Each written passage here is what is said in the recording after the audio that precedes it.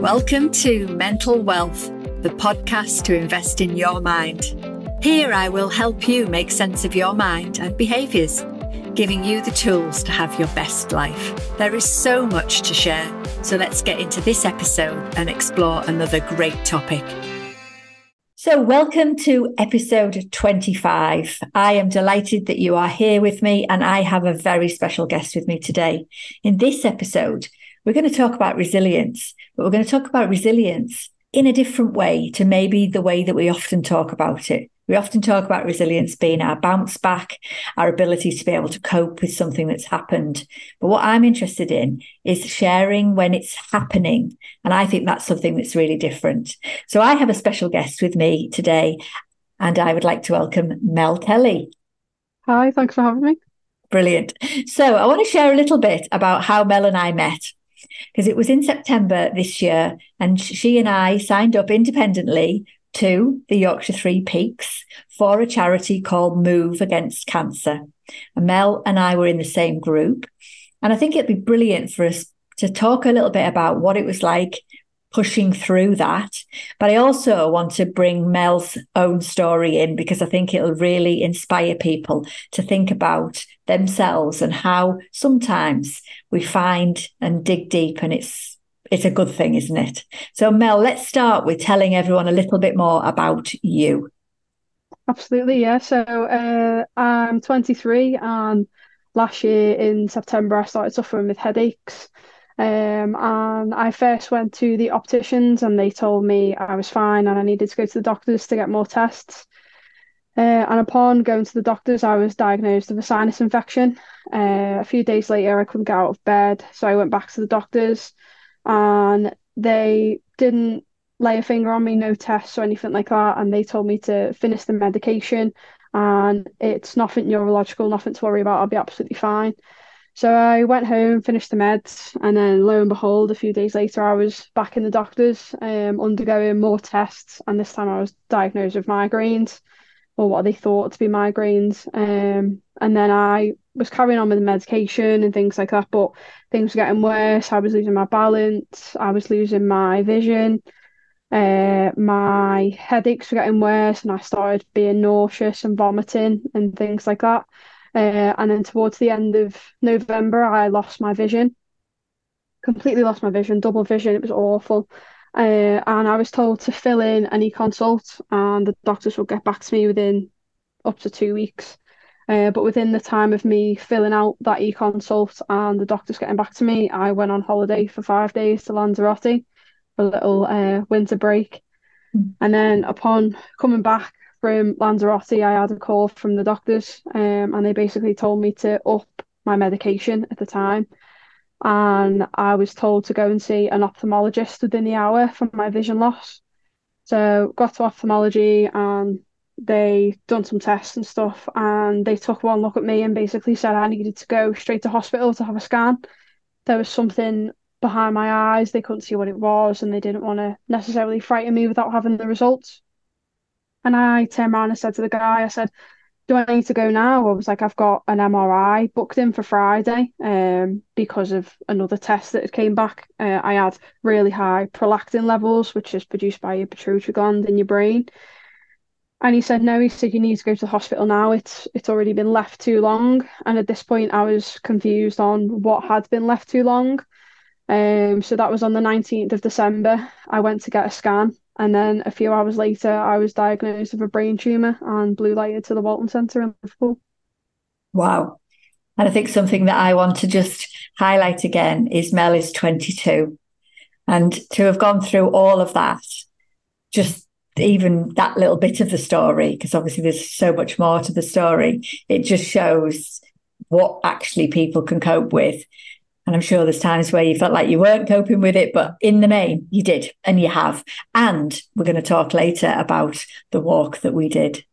So something that I would love to ask you, Mel, is a little bit about how you did it, really, so that listeners can hear something like this story, because it will touch people and help them be able to maybe make sense of things that they're struggling with. Because I know when I was walking along with you, if I felt a bit like, oh, I'm running out of steam, I just used to look at you and think, Get on with it.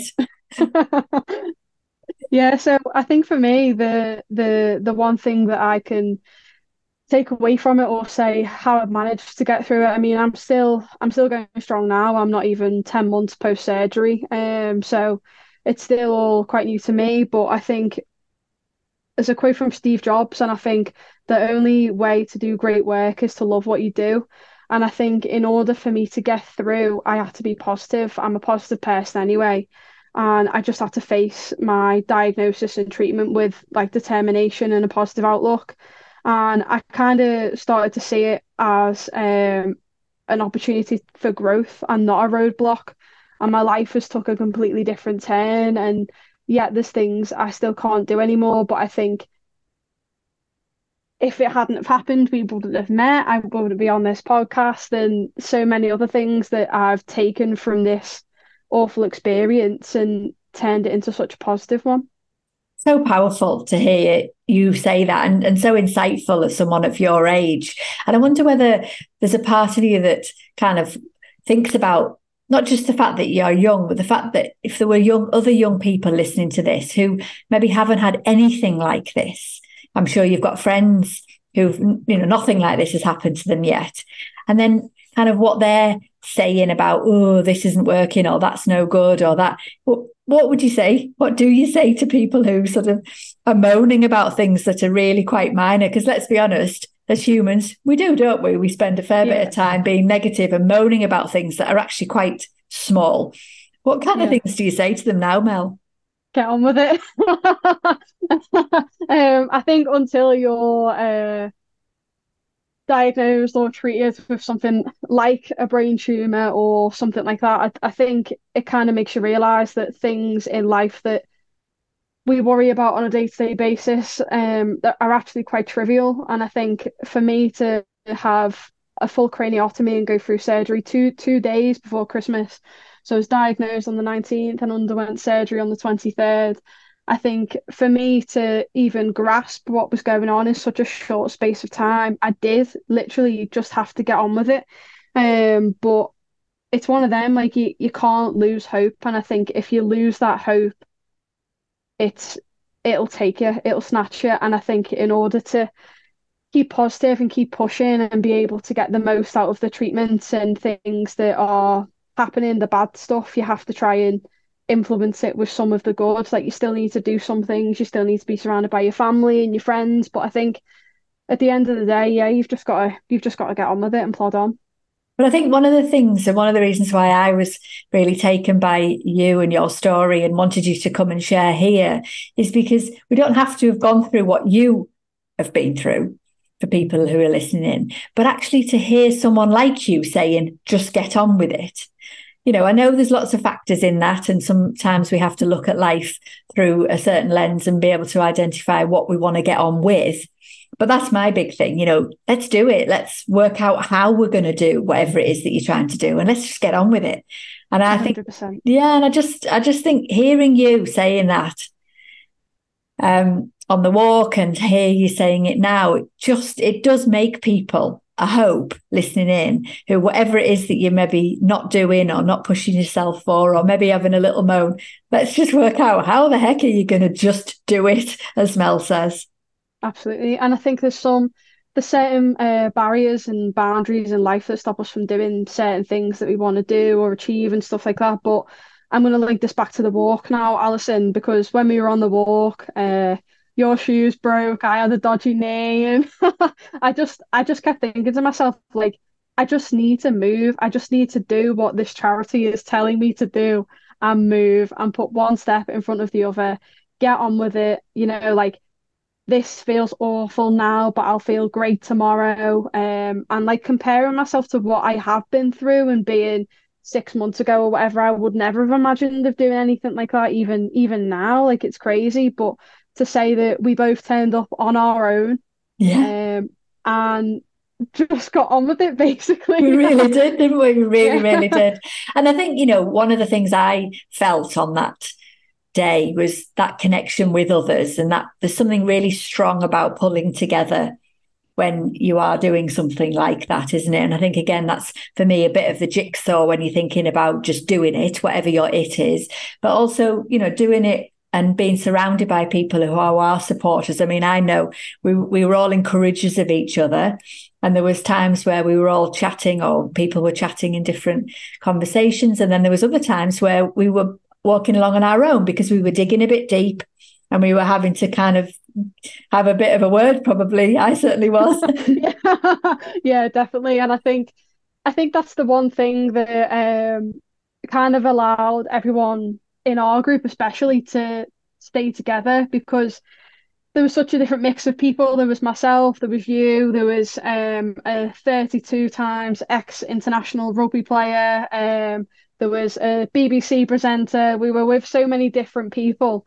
And I think that's one thing. I think when you're all in that same scenario and situation, you all have to dig deeper in order to get not only yourself but each other through it as well. Definitely, definitely. And we stuck together as a group, didn't we? I mean, Caroline Bramwell, who has been a guest on my show, she was in our group, and we were pulling along with her, weren't we? Absolutely. And that was what was incredible. But one of the things I want to talk to you about, Mel, is, and see if, similar experience to me, is one of the things I was really surprised about for myself physically. So there's the mental push, and then there's the physical push, and it's the connection between the two, the having a word with yourself and then the keeping your legs going. I mean, it was a reality, wasn't it? Yeah. But I think one of the things I really became really obvious for me was this thing that we've got. There's always a bit more. And Yeah. I hadn't had an experience like that. And I'm sure you have, because of obviously what you've been through. But again, for listeners, just knowing that you can push yourself, and then there's always a bit more, because we were up the second mountain and we had to come down, and we still had a third one to do. And we were so determined to do that third one. We did have to dig deep. But how would you describe that experience?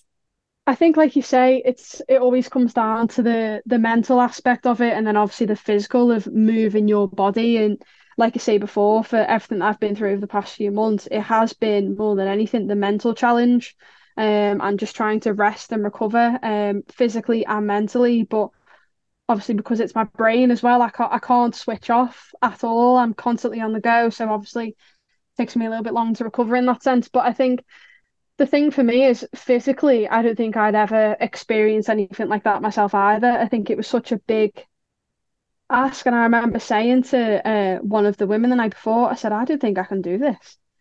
And I had such a negative mindset towards it, like a week or so before we started. And then leading up, I was thinking, I'm not going to be able to do this. I haven't done any training. I'm not fit enough. Da, da, da, da, da. And I kept listing all these excuses almost. And I said to myself on the day, I said, right, I'm going to get up. I'm going to do it. I'm going to do what I can.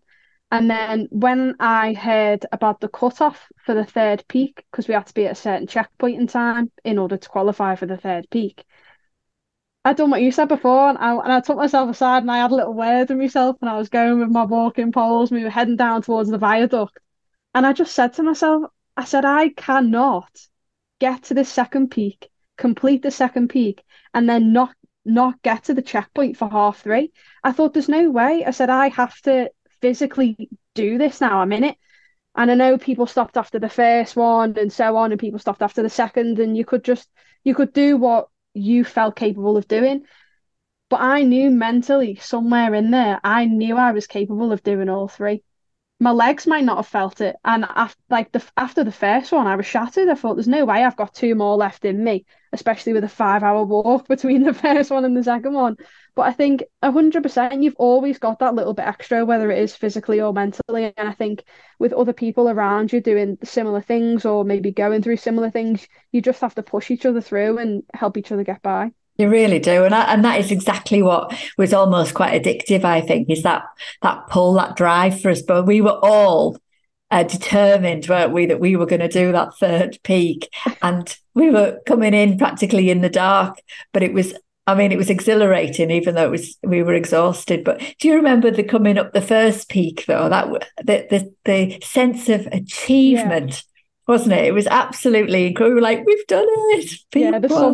the summit just appeared out of nowhere, and it was like the heavens had opened, and then you got to the top, and you thought, "Oh no, we've got to do this two more times now." Yeah, Yeah. it was a really it was a I felt like then when we got to the top of that first peak, because I was in the middle of a conversation with somebody else at this point, and then it just appeared out of nowhere, the summit, and we were like, "Way!" And we all started celebrating and hugging each other and getting photos and stuff like that. And I think it's moments like that that make you appreciate why you're doing it and how far you can go, Yeah. in terms of your own abilities. Yeah. And I think that is the message, isn't it? It's how far you can go. There seems to be a lot more. The capacity that we have as humans, physically and mentally, is absolutely enormous. And I've always talked about this because it's what I do. But that experience for me personally has shown me something else. So it's made me even more determined. And I think the other thing that it was a brilliant metaphor for was how we can sometimes see life, because we had to see them at each mountain, didn't we, in chunks. We couldn't Yeah.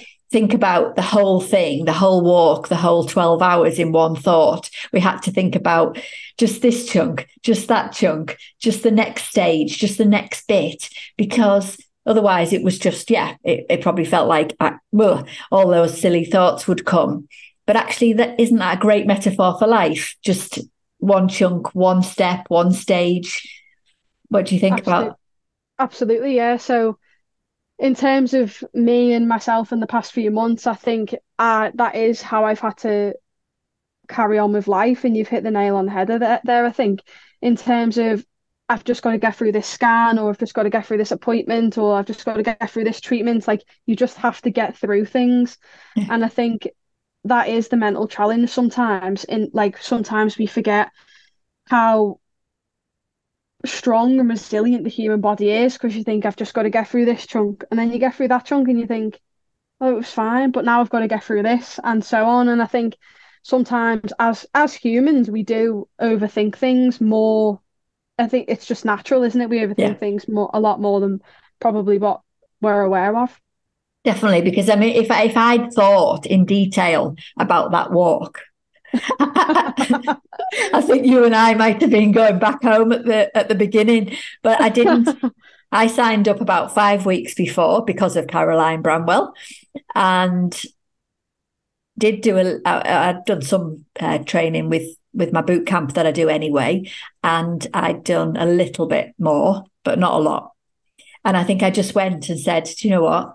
My mindset's pretty strong. I'm just going to make it happen and go along with it. And then being pulled along with everyone else was tenfold. And that's, if I'd done that on my own, I think, I don't know what would have happened, but being Oh, pulled below with you and Rini and some of the other people, as you say, in our group was just incredible. And it was a real sense of achievement. But I think, for me, it is that, what is it that it brings you when you push yourself to do something, whatever your thing is? What does it bring you? What else do you gain? And how would you describe, what do you think you've gained as a result of doing that particular exercise? so I think for me, I mean, this is a long shot, but before I was diagnosed and things like that, I was constantly on the go, and I was constantly doing things, and I'd practically only come home to sleep and so on, and I was just constantly busy. But I think in terms of my treatments and stuff like that, I lost my confidence completely. Lost my confidence, my self-esteem and things like that. And if you'd have said to me in January of this year, in, I don't know, 9, 10 months, you're gonna go to the Yorkshire Free Peaks on your own and do this challenge with all these people, I would have said, no way, and no way, count me out. But I think over the past few months, like with things I've been doing and helping myself recover, basically, I've been trying to raise money and raise awareness for brain tumours and charities that have helped me along the way. And I think that's partially the reason why I signed up to do the Three Peaks, was because the Move Against Cancer program or charity or whatever is an 8-week cancer rehabilitation program for people like myself that have been through cancer treatment or are still on cancer treatment. With consent, they're allowed to sign up for this 8-week program. And I think if it wasn't for the Move program, I honestly don't know where I would be. The work they do is absolutely incredible, and the people who work there are, oh, I can't even describe them. They're just beyond words. But I think the support that charities like that can give to people like me and help me regain my confidence and get myself back out there and then start doing things to help them in return, I think is massive. So that's why I signed up to it. And I think more than anything, it's given me the confidence back to be able to go out there and challenge myself to other things now. Yeah, me too. I always thought that event was going to be like a one-off kind of, yep, I've done that kind of thing. And now I have to say, I'm thinking, oh, what's next? What might we do next? Yeah, definitely. Yeah. My feet have just about recovered. So we'll see. We'll watch this space for that. But I think one of the things that's really important for us to say is the charity or the charities that you support. And we can definitely put those in the show notes for people to have a look at. But do you want to say anything else about your other work or the charities that you are raising the profile of? Yeah, so back in March, I made a promise to myself to raise awareness for brain tumours, but also raise money for the charities that have helped me along the way. So back in March, to mark 12 weeks recovery, I walked 12 miles for the brain tumour charity. And then a few months later, I organised a music festival at my old high school, again for the brain tumour charity. I abseiled the Anglican Cathedral in Liverpool back in July for Teenage Cancer Trust. And I've also done the Three Peaks for Move as well. So overall, so far, I've managed to raise £9,693 for charity. Oh, wow. Wowzers, wowzers, wowzers. So there's not only the money that you've raised for those kind of charities, but also what you are achieving for yourself. It has to be acknowledged, which is off the scale brilliant. You blew me away on the walk and you're still doing that again today. And I hope that people listening just feel that story, but feel the passion, feel the drive and the motivation that you've got. And whatever it is, whoever's listening in is wishing they might do, hoping they might do, putting off, not getting done, whatever it is, maybe, just maybe, you might find a way to push yourself. Absolutely. And I think more than anything, you just have to embrace the challenges and build resilience and surround yourself with a good, strong support system. And at the end of the day, if you can do that, your attitude can turn any obstacles into an opportunity. There's a statement. There's a statement said. Fantastic. Oh, thank you so much for coming and telling everyone a little bit about your story.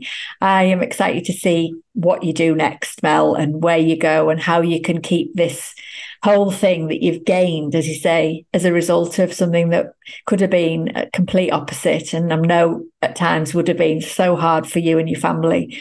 But just to know that, yeah, who knows where you're going to go and what you're going to do. I think it's absolutely amazing. So thank you so much for coming and sharing.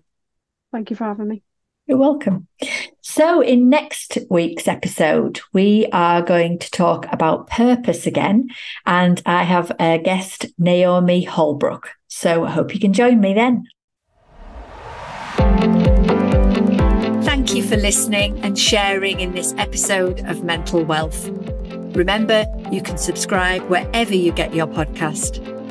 My last question to you is, what is the one small thing that you can take action on from this episode? Message me on Instagram or through our website with questions you'd like me to explore. You'll find the links in the show notes. I'll be back with more tools and tips to make sense of your mind in the next episode. In the meantime, be kind to yourself. Bye for now.